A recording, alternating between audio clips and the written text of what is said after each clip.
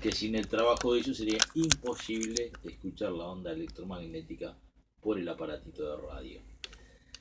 Bien, tenemos seguramente la visita de Pablo Díaz, un, un educador, un profesor, un productor, un hombre que ama y vive en el campo con su familia, con sus hijos, y que seguramente hoy está en Montevideo y en algún momento podrá venir a el programa. Buenos días Eduardo, Bueno, buenos buen días día, buen Vicente día. Lima, ahí en Controles. Aquí estamos nuevamente. El domingo pasado les hice la pelada, pero aquí estamos de nuevo. Como siempre, al firme, en esta lucha. Trabajando siempre, trabajando. A propósito, tiempos de movilización, tiempos de cambios, tiempo de que la gente empieza a contestar ante diferentes situaciones de este modelo neoliberal que nos han impuesto como la panacea de los tiempos modernos por parte de quienes gobiernan el mundo. El Banco Mundial, el Fondo Monetario Internacional, el Banco Interamericano de Desarrollo, la Organización de Países Amaestrados, es decir, la OEA, eh, y los políticos de turno a lo ancho y largo de todo el mundo, salvo excepciones. Entonces, ¿qué me dice Eduardo? Bueno, casualmente sobre eso es el tema que me estaba ocupando esta mañana. eh, que tenemos un nuevo titiritero en Uruguay. Eh, ¿Y por qué un nuevo titiritero? ¿No? ¿Quiénes son los títeres? Bueno, el asunto es que allá en la Rambla, cerca del Parque Rodó, tenemos a un nuevo embajador, Kent George. Kent George es el nuevo enviado para Uruguay de Trump. ¿No? Evidentemente, el edificio que está en la Rambla montevideana tiene muchísima influencia sobre la política uruguaya, sobre lo que recién estaba diciendo vos, sobre el Banco Mundial, sobre el Fondo Monetario Internacional, sobre el Banco de Desarrollo, sobre la OEA. Evidentemente, este es el hombre, ¿no? El hombre que va a dirigir desde sus oficinas en la Rambla Montevideana, en la Embajada Americana, va a influenciar la política uruguaya, ¿no? ¿Y quién es este hombre? Este hombre, el elegido de Trump, es un empresario. En sus años descubrió petróleos en Texas, eh, y a partir de hacerse millonario comenzó a financiar al Partido Republicano y entre ellos a Bush, ¿no? Es de la camada de Bush. Bueno, la señora ex embajadora Keiderling lo felicitó y destacó que el Uruguay era una joya de país, ¿no? Evidentemente, para Estados Unidos es una joya. Como empresario fue presidente de Oryx Industries, una compañía de energía que cotiza en la bolsa. Además, cofundó la Epic Air Car Group, que es una corporación de 1.400 millones de dólares, con casi 15.000 empleados que operan en 37 hospitales de 30 estados de Estados Unidos. Y bueno, estos son un poco los antecedentes del nuevo embajador. Eh, Acá tenemos en nuestro blog, como siempre, fotos que he sacado subrepticiamente de la página web de la Embajada Americana, donde vemos a Nino Moa, a Toma y a Tabre Vázquez recibiendo las cartas del nuevo embajador. Tenemos varias fotos que ha publicado la embajada y yo las he republicado, ¿no? La embajada del gobierno de Estados Unidos de Norteamérica. Sí, De los sí, Estados Unidos sí. de Norteamérica. Estados Unidos, dije algo. ¿Algo Correctísimo. correcto? Sí, Le bueno. agregué, le agregué, Sí, le hice un agregado nada más. sí. Disculpe. Bueno, acá vemos a Nil Novoa sonriendo, recibiendo cartas del nuevo embajador con la bandera uruguaya. Al otro lado la bandera americana. Realmente son fotos muy significativas, ¿no? Yo me atreví a ponerle un título, Lamegotas diplomáticas. Bueno, la verdad que este país fue creado por Lon Ponsonby, que había tenido gestiones en la creación del reino de Bélgica, y había tenido la experiencia de que era una especie de estado amortiguador entre lo que en aquel momento era el proyecto de Alemania y Francia. Entonces, con esa similitud se pensó crear lo que hoy es la República Oriental del Uruguay entre dos naciones, estados en la actualidad, en aquel momento no lo eran, poderosos como Brasil y Argentina, que lo siguen. Hay una política de oscilatoria ahí, donde Uruguay aparece como una amortiguación natural. Eso fue creado por los británicos y sus primos hermanos de la corona británica, los rubios del norte, los norteamericanos, han heredado esa política hegemónica y nuestro país se ha transformado en el puente de entrada, no solo físico, sino de muchos deseos del gobierno de Estados Unidos de Norteamérica que siguen emparentados con la colonia británica, porque fíjense en que el, el punto estratégico militar y petrolero de Malvinas sigue siendo un puente, una cabecera de puente de abastecimiento y de contacto con el continente, Montevideo, Uruguay. Y el enclave estratégico, militar y político entre el gobierno británico y el gobierno de Estados Unidos de Norteamérica sigue cada vez más vigente y más sólido, ¿no? Es una unidad.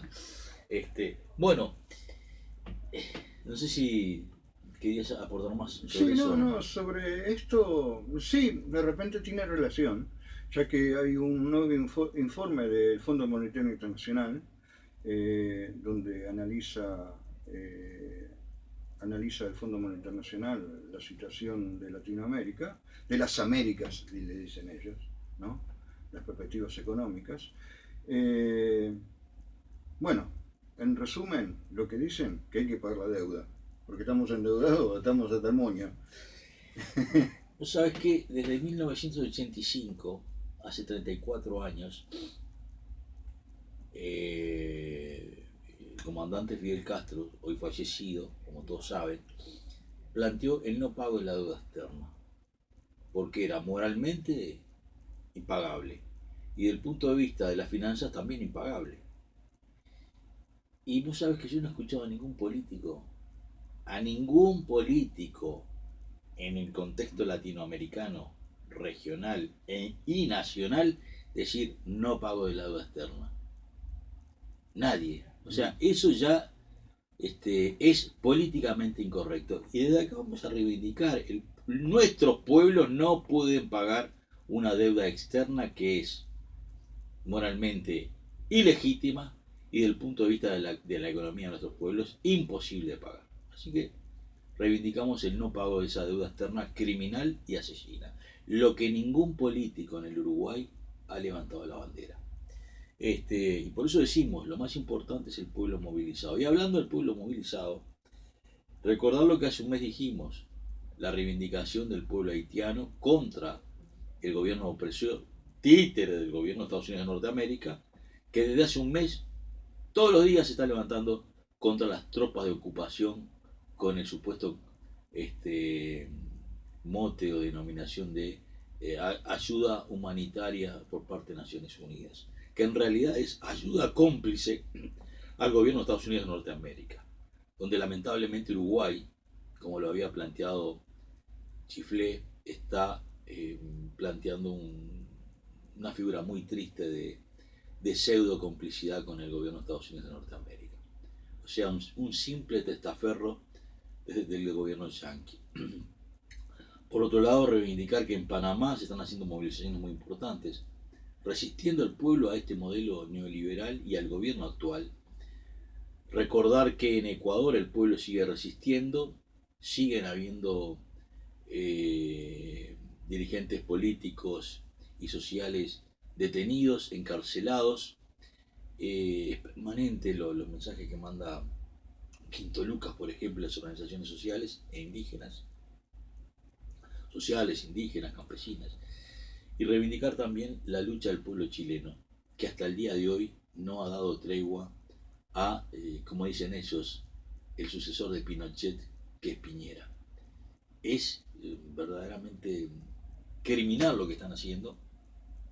Hay aproximadamente 48 detenidos desaparecidos. Hay alrededor de, según cifras oficiales, 22 asesinados. Las organizaciones sociales hablan más de 40. Hay alrededor de 400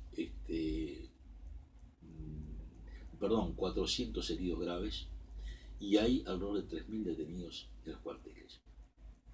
Sí, bueno, le estaba hablando del nuevo informe del Fondo Monetario Internacional, que se editó y se hizo público en octubre.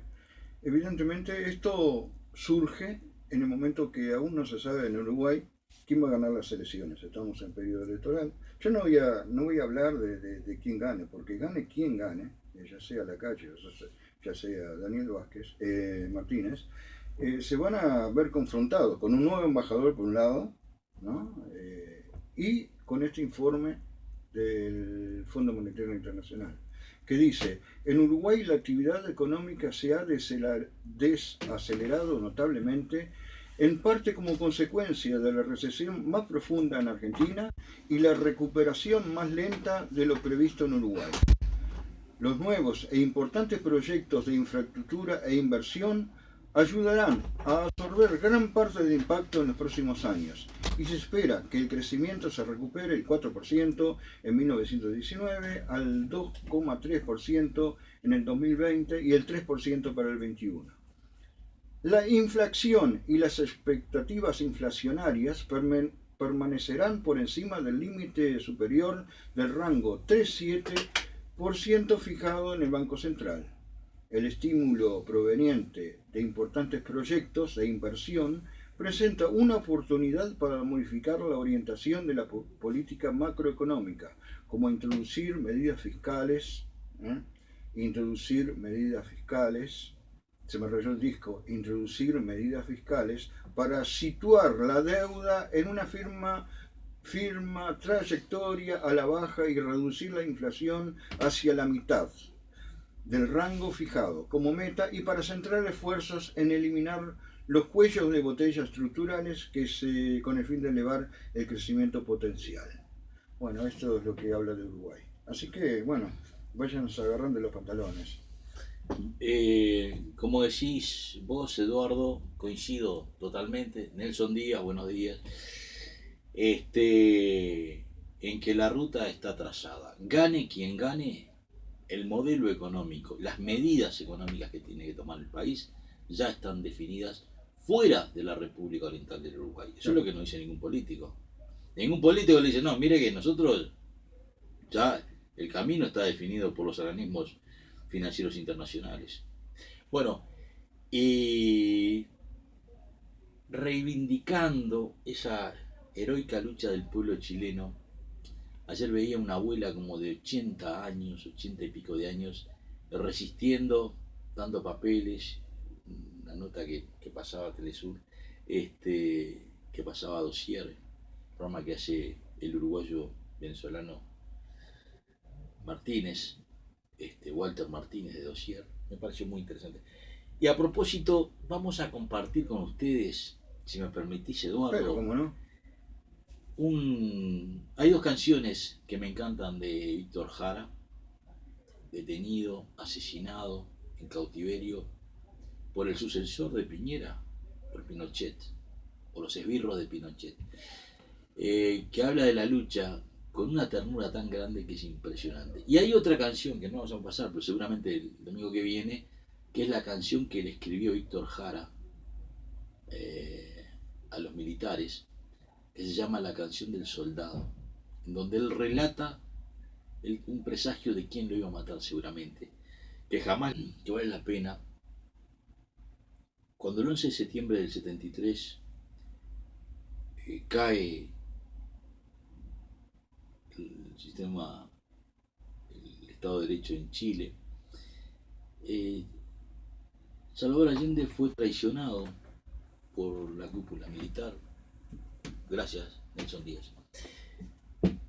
Y cosa que él lo veía venir, pero pensaba que tenía gente de confianza. Y uno de los que pensaba que era de confianza era nada más ni nada menos que Augusto Pinochet Ugarte.